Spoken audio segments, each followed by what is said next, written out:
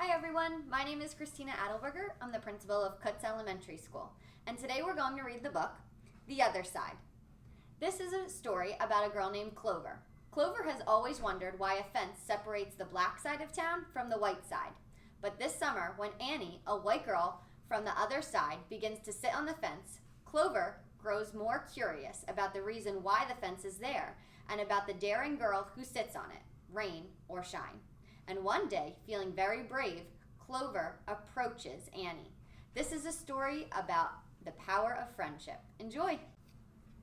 The Other Side by Jacqueline Woodson. Illustrations by E.B. Lewis.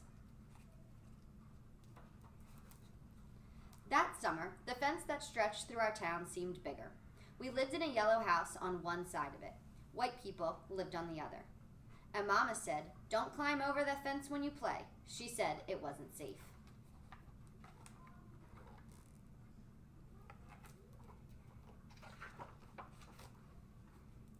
That summer, there was a girl who wore a pink sweater. Each morning, she climbed up on the fence and stared over at our side. Sometimes I stared back. She never sat on that fence with anybody. That girl didn't.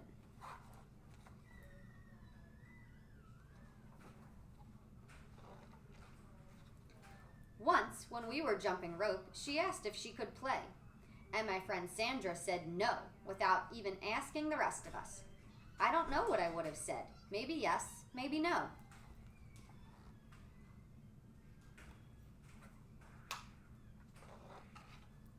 That summer, everyone and everything on the other side of that fence seemed far away. When I asked my mama why, she said, because that's the way things have always been. Sometimes when me and my mama went into town, I saw that girl with her mama.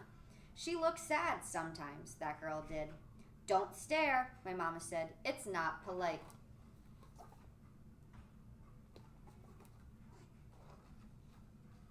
It rained a lot that summer. On rainy days, that girl sat on the fence in a raincoat. She let herself get all wet and acted like she didn't even care. Sometimes I saw her dancing around in puddles, splashing and laughing. Mama wouldn't let me go out in the rain. "That's why I bought you rainy day toys," my mama said. "You stay inside here where it's warm and safe and dry." But every time it rained, I looked for that girl, and I always found her somewhere near the fence.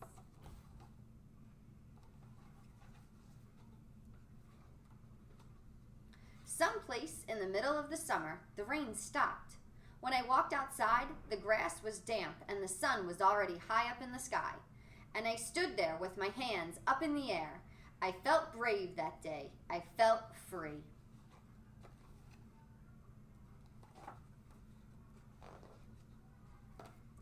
I got close to the fence, and that girl asked me my name. "Clover," I said. "My name's Annie," she said. "Annie Paul." "I live over yonder," she said, "by where you see the laundry. That's my blouse hanging on the line." She smiled then. She had a pretty smile.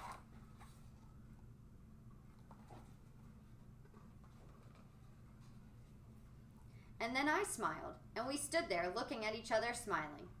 "It's nice up here on this fence," Annie said. "You can see all over." I ran my hand along the fence. I reached up and touched the top of it.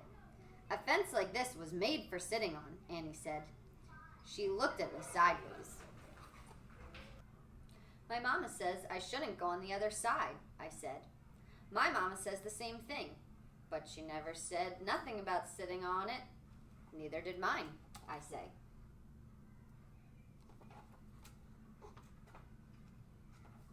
That summer, me and Annie sat together on that fence, and when Sandra and them looked at me funny, I just made believe I didn't care.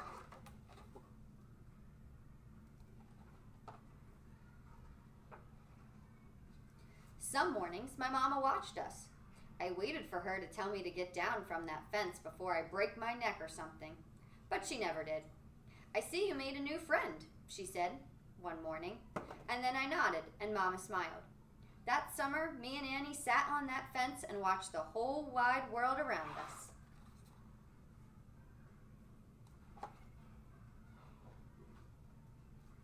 One day, Sandra and them were jumping rope near the fence. and we asked if we could play. I don't care, Sandra said. And when we jumped, Sandra and me were partners, the way we used to be. When we were too tired to jump anymore, we sat up on the fence, all of us, in a long line.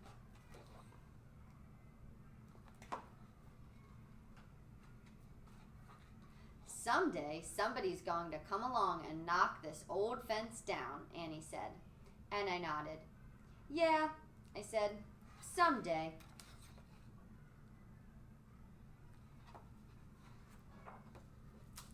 The end. Thanks for listening to the book The Other Side by Jacqueline Woodson.